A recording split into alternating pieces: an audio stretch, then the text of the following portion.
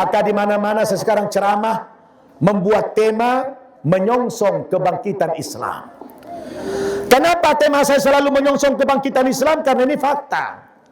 Dan lagi pula Rasul pernah mengatakan dalam hadisnya, innallaha yab'atsu li hadhil ummah ala ra'si kulli mi'atin sanah man yujaddidu laha dinaha. Rawahu Abu Dawud. Sesungguhnya Allah Subhanahu wa taala akan mengutus kepada umat Islam ini setiap 100 tahun sekali akan muncul mujaddid-mujaddid, pembaharu-pembaharu Islam. Dan au perhatian Buya, sekarang memang terasa sekali kebangkitan Islam itu. Benar sekali perkataan Rasul. Saya menghitung 100 tahun itu dari pasca keruntuhan Khilafah Islamiyah Turki Utsmani tahun 1924 oleh Kemal Atatürk laknatullah alaih. Tahun 1924 sistem Khilafah Islamiyah dibubarkan oleh Kemal Atatürk laknatullah alaih. Sekarang tahun berapa? 2025. Sudah berapa tahun dari 1924 ke sekarang? Sudah 100 tahun lewat beberapa bulan. Kalau kembali kepada hadis tadi, setiap 100 tahun sekali akan datang pembaharu Islam. Sekarang sungguh terasa di mana-mana Islam itu bangkit, umat Islam itu bangkit di mana-mana.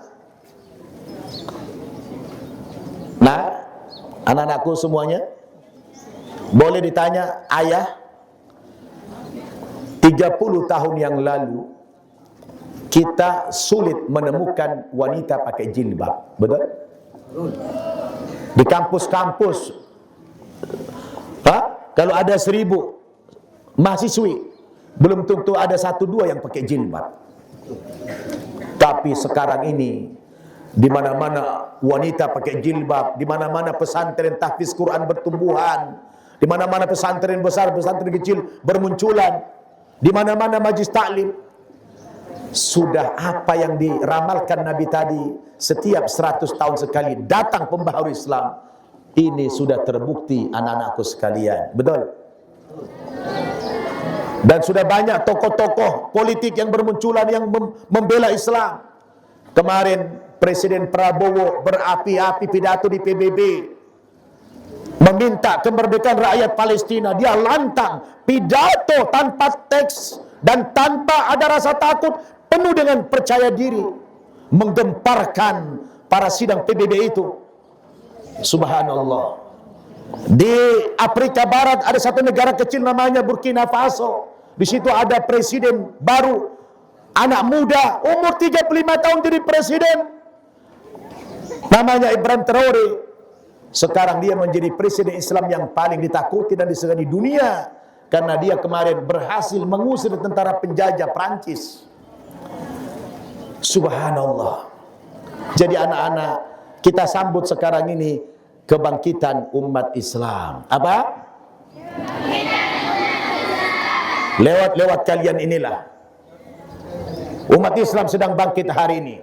Tetapi orang Kristen juga di Asia sedang bangkit. Asia aja. Asia di mana? Indonesia dan Filipina.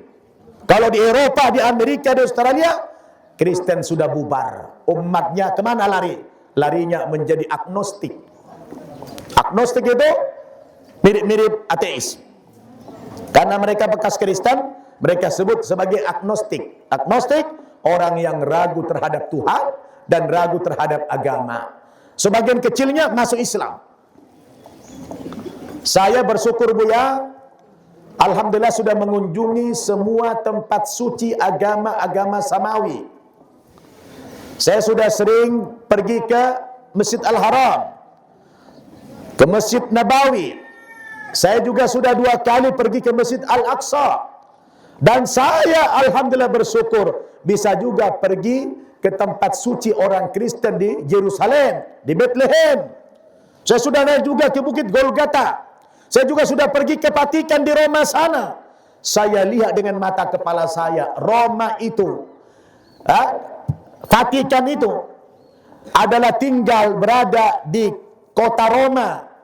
Vatikan itu negara paling kecil, luas negaranya cuma 45 hektar, penduduknya tidak sampai 1.000 orang, berada di dalam kota Roma. Roma itu ibu kota Itali. Itali itu penduduknya lebih kurang 60 juta. Kalian tahu enggak?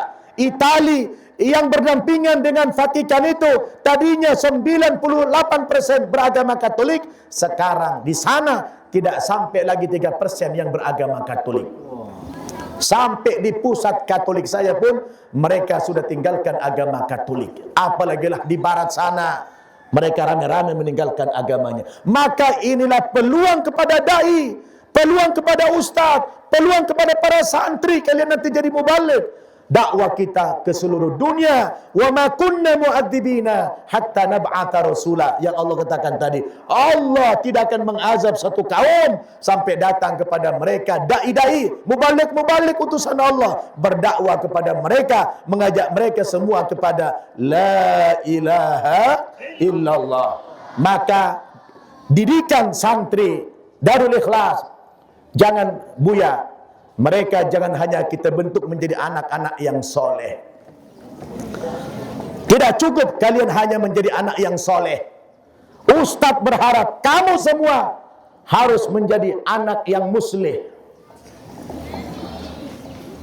Apa bedanya Ustadz soleh dengan muslih? Secara bahasa sama artinya. Soleh, baik, muslih, orang baik, sama. Tapi ada perbedaannya. Bedanya apa? Kalau soleh, dia hanya baik buat dirinya, ya, baik dengan tetangganya, baik dengan siapa saja. Dia tidak mengganggu, tidak mencuri, tidak berbohong, tidak macam-macam. Itu soleh namanya. Tapi kalau muslih, dia baik buat dirinya, baik kepada siapa, dan dia punya usaha untuk memperbaiki orang lain. Maka muslih itu, satu orang muslih lebih baik daripada 1.000 orang yang soleh.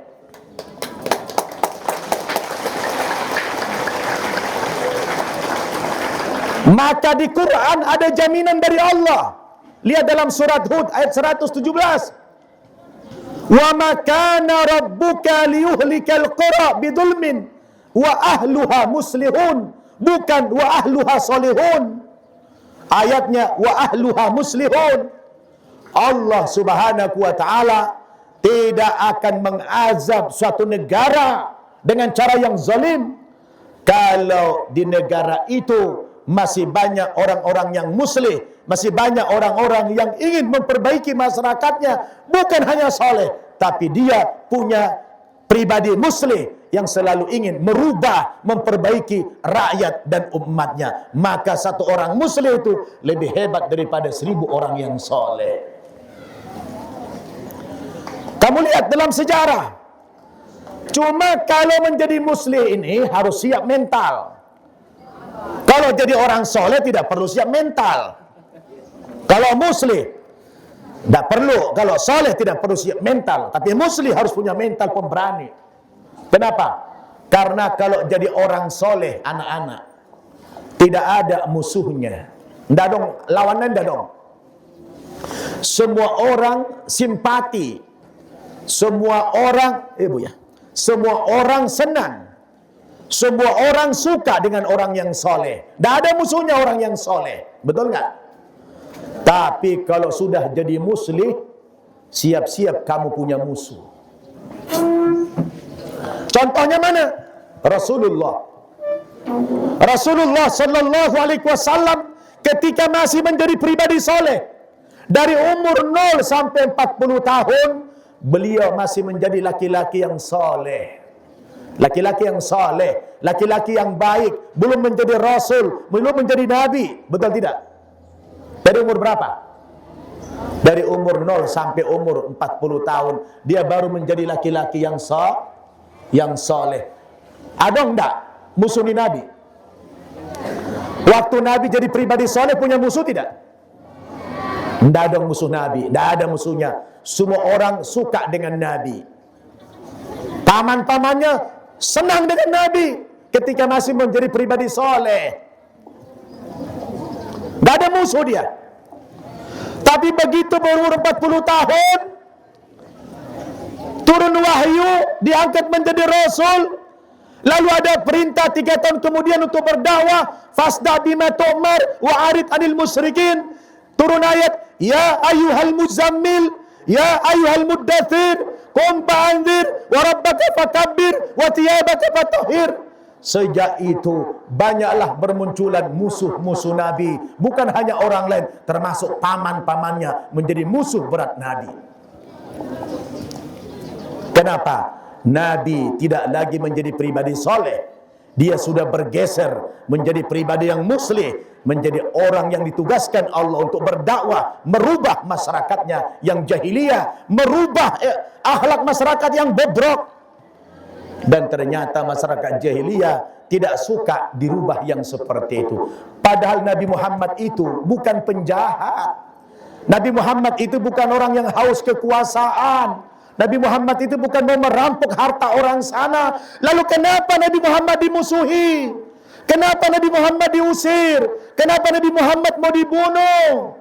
Allah mengatakan dalam Al-Quran bahwa orang yang beriman, orang yang suka memperbaiki masyarakat memang akan banyak musuhnya. Wa kadzalika ja'alna likulli nabiyyin aduwa. Allah telah menjadikan bagi para nabi itu musuh-musuh. Musuhnya siapa? Yang paling banyak akabira, pembesar-pembesar negeri, raja-raja, ya, itu menjadi musuh Nabi. Mereka tolak dakwah Nabi. Jadi ternyata anak-anak, kalau menjadi soleh itu gampang, betul tidak? Tidak ada rintangan jadi soleh. Semua orang senang, semua orang suka, preman pun suka. Tapi kalau sudah menjadi pribadi muslih, dia selalu punya pikiran merubah keadaan masyarakat itu. Maka orang yang preman diajak sholat, marah dia, betul. Yang koruptor diajak taubat, marah dia. Saya tanya nih, Ustaz Nasrullah, ceramah saya tahun 2008 diundang Bupati Rokan Hilir. Masa itu Anas Mamun belum jadi gubernur, masih bupati. Diundang saya resmi oleh kantor Pemkab. Saya ceramah di hadapan lebih daripada 5.000 orang. Ustaz Nasrullah ada di situ. Baru 15 menit saya pidato, disuruh turun dari mimbar. Turun kau, turun kau. Dia bawa preman, padahal di situ ada Kapolres, ada Dandim. Gara-gara apa? Ada saya bacakan hadis, rupanya membuat dia tersinggung. Oh, diusir saya. Malam itu saya dilarikan dari Bagan Siapi-api. Dia larikan sama Kapolres saya kemana? Ke Pekanbaru. Karena ngamuk-ngamuk preman sama saya. Itulah kalau sudah muslih, ingin berbaiki, rintangannya bukan main, nyawa taruhannya. Betul tidak? Siap tidak kamu jadi muslih? Siap kalian kelak menjadi pribadi muslih? Siap kalian menjadi pribadi muslih? Takbir! Kalian tamat dari sini bukan hanya dibentuk kalian menjadi anak yang soleh. Dan jaminan Al-Quran tidak akan dihancurkan suatu negeri kalau di negeri itu diperbanyak orang-orang yang muslih, yang memperbaiki keadaan masyarakat. Perbanyak juru-juru dakwah, perbanyak penyuluh-penyuluh agama. Maka kita harus siap mental menjadi muslih itu. Kalau mentalnya mental jagung, jangan. Jadi soleh aja dah. Mental kacang, jadi soleh aja. Karena yang mental muslih itu diperlukan kesungguhan, kesabaran, mujahadah, pengorbanan. Saya hampir mati dulu di Kupang. Gara-gara mau mengislamkan 10 orang di rumah Raja Kupang. Malam-malam tiba-tiba sudah dikepung itu rumah. Ratusan orang melempari rumah itu dengan batu-batu. Untung saya cepat minta tolong kepada Ustadz di Kupang untuk melaporkan kepada polisi supaya menyelamatkan kami. Alhamdulillah, memang belum waktunya jadi mati syahid waktu itu. Karena saya udah pengen mati syahid waktu itu. Nggak jadi mati syahid, belum rezekinya rupanya. Masih pengen, rupanya Allah masih pengen lewat saya mendakwakan Islam kepada orang-orang Kristen. Makanya Ustadz kemana-mana bawa ini, bawa Alkitab ini, karena Ustadz tugasnya tukang jidal, tukang debat sama pendeta-pendeta, sama orang Kristen. Alhamdulillah berkat ini ratusan orang masuk Islam. Ustadz kenapa enggak bawa Al-Quran? Alhamdulillah beberapa ayat saya hafal di kepala saya bilang. Kalau ini saya tidak hafal. Kenapa? Karena tiap cetak ulang berubah ayatnya, saya bilang. Gimana mau hafal ini? Tidak bisa. Tiap cetak ulang berubah ayatnya. Dulu dalam kitab Imamat pasal 11 ayat 7 tertulis cetakan Alkitab tahun 70-an, di situ ditulis babi hukumnya haram. Babi haram. Sekarang kalau dibuka ini, di sini yang haram Pak, ditambah babi hutan. Yang haram babi hutan, babi peliharaan halal. Ya Allah. Padahal tadinya semua jenis babi, mau peliharaan, mau hutan, ya haram. Oleh mereka yang licik ditambah, dicetak ulang ditambah hutan, babi hutan haram, babi peliharaan halal. Ini harus kita ungkap kepada orang Kristen. Betul tidak? Maka Allah katakan, wa ma arsalna mir rasulin illa bilisani qaumi. Tidak kami utus seorang rasul belum berdakwah kepada kaumnya, terkecuali setiap nabi itu berdakwah menggunakan bahasa kaumnya. Kalau kaum yang dihadapinya itu orang Israel, nabinya diutus dari Bani Israel menggunakan bahasa Ibrani. Kalau orang Arab, nabinya dari Arab menggunakan bahasa Arab. Karena dakwah itu hanya mungkin bersambung, bisa diterima umat kalau kita menggunakan bahasa orang yang kita dakwahi. Betul? Anggota itu alat Toba, alat Batak, tidak mengerti bahasa Indonesia, dakwah pakai bahasa Batak. Pergi ke Ambon pakai bahasa Ambon, dakwah kepada orang Manado pakai bahasa Manado. Tapi pengertian ayat itu tidak sekedar orang Batak dakwahi orang Batak, orang Ambon dakwahi pakai Ambon, Manado pakai bahasa Manado, Chinese bahasa Mandarin. Tapi lebih luas lagi pengertiannya. Orang Kristen dakwahi pakai bahasa Kristen, orang Yahudi dakwahi pakai bahasa Yahudi, orang Hindu pakai bahasa Hindu, orang Buddha pakai bahasa Buddha. Maksudnya apa Ustaz? Maksudnya referensi dakwah Anda menggunakan kitab suci dia, bukan dari kitab suci kita.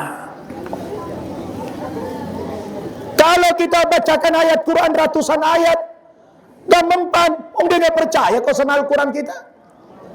Tapi kalau kita dakwah kepada dia pakai bahasa kitab sucinya, tanya, lai, ahad agama mulai Islam, masa dulu kamu mulai Kristen, masa dulu kamu mulai Kristen, bahasa lahir dulu Kristen, setabi ledah, hamu pengikut Isa dohamuna, Paulus doh manang Yesus, Yesus, oh, setabi lebah, hamu disunda dole, apa daung?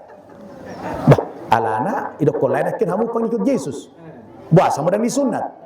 Sedangkan Yesus umur 8 hari disunat. Coba jololai buka di Injil Lukas pasal 2 ayat 21 buka. Betul. Yesus umur 8 hari disunat. Hami hala Islam disunat. Isa dosa sebetulnya pengikut Yesus. Hamu do mana hami? Betul lu teh. Mulai goncang dia. Setabilai hamu sebagai Kristen mengalang babi hamu bata boleh le, apalagi tabu-tabu nai, apalagi saksang. Haduh mulai membaca Bible, jarang-jarang dole. Coba jolai buka coba di kitab Imamat pasal 11 ayat 8. Ada sih bunyinya le, babi haram, buasalah kamu bi. Hami malang babi, dah, ngamar pernah atau dah. Di kitab suci muda dong tertulis di sunat Yesus haram babi, bahasa hami na praktek. Betul loh teh. Goyang lemnya, minta masuk Islam dia. Begitu kita berdakwah sama mereka. Jumpa itu inang. Ahado kamu inang, Kristen. Sedia do, nalili kamu Kristen, malin saya lahir Kristen now. Babuasa mo inang berjilbab. Bau Kristen, hal Islam dia berjilbab ni. Badangi baca moro kitab suci muna. Bukan mo jo di 1 Korintus pasal 10, baca mo jo. kalau ada wanita Kristen tidak pakai jilbab, dibotakin kepalanya. Bah, lebih parah sen hamil. Anggo hamil apa disuruh botak? Hamil yang disuruh botak. Bahamu dalam natal surat ini disuruh botaki, gundul, berua. Biadai. Bah betul lu teh. Isa dun berjilbab. Hamu di mana hamil? Bahamu di berjilbab. Bahamu di kos. Berarti panggil Yesus hamil dah budak kamu. Barulah masuk Islam orang itu, Bapak Ibu. Semua itu berdakwah. Maka kata Allah, "Wa ma arsalna mir rasulin illa bilisani qaumi." Dakwah yang paling efektif menggunakan bahasa kaum yang kita dakwahi. Bahasa dia, bahasa kitab suci kita gunakan. Maka pengalaman melihat di dunia ini kemajuan umat Islam itu menjadi modal utama saya memberitakan kepada seluruh umat Islam bahwa supaya saya bicaranya tidak fitnah, tidak provokatif. Saya punya dokumen semua. Saya kalau di Amerika, alhamdulillah sudah 40 state saya keliling itu. Semua gereja-gereja, jadi mesti saya fotoin. Kadang masih ada salibnya, Buya. Masih ada salibnya, tapi di bawah tulisan sudah masjid. Di bawah tulisannya masjid, di atas masih ada salib. Kenapa? Undang-undang Amerika, kalau kita beli gereja, bukan senanya kita langsung main patahkan itu salib. Itu untuk menurunkan salib itu harus ada izin dulu dari negara. Begitulah undang-undang di Amerika. Kemarin kita beli gereja At-Thohir di Los Angeles, 2 tahun baru keluar izin menurunkan salib itu. Sedangkan di bawah sudah ditulis Masjid At-Thohir. Anak-anak siap jadi muslim? Siap. Siap jadi muslim? Siap. Alhamdulillah. Ini sajalah yang dapat Ustadz sampaikan, karena belum sholat zuhur, asar. Kami mah sudah jamak, tapi guru-guru santri semua belum sholat. Ceramah bukan karena banyaknya menjadi baik, tapi karena baiknya lah insya Allah menjadi banyak. Ini saja. Maafkan anak-anak. Hamu nakin mengido ganjang. Malu jauh. Insya Allah. Yang penting berkah ya. Kalian nanti semua jadi muslih ya. Insya Allah. Terima kasih Buya. Terima kasih semua para ayah-ayah kami, para guru-guru kami yang mulia, para ustadzat atas pengorbanannya membentuk anak-anak kita menjadi anak yang soleh dan sekaligus kelak menjadi anak yang muslim. Insya Allah pahalanya mengalir sampai hari kiamat. Dari 3 yang kita bawa mati, salah satunya adalah ilmu yang bermanfaat. Mudah-mudahan saya juga nanti dapat ketularan ilmu yang bermanfaat daripada kalian semuanya. Terima kasih atas segala perhatiannya, kehadirannya pada kesempatan ini. Mudah-mudahan silaturahmi kita ini bermanfaat dan dapat menguatkan ukhuwah Islamiyah kita seterusnya. Dan mohon maaf saya kalau ada yang kurang berkenan atau mungkin kurang panjang memberikan ceramah karena waktunya sudah melewatkan waktu asar. Kita tetap mendahulukan yang wajib sholat asar daripada ceramah ini. InsyaAllah di lain waktu kita bisa berjumpa kembali. Saya tutup dengan doa kafaratul majlis. Subhanakallahumma wa bihamdika asyhadu an la ilaha illa anta astaghfiruka wa atubu ilaik. Wassalamu alaikum warahmatullahi wabarakatuh.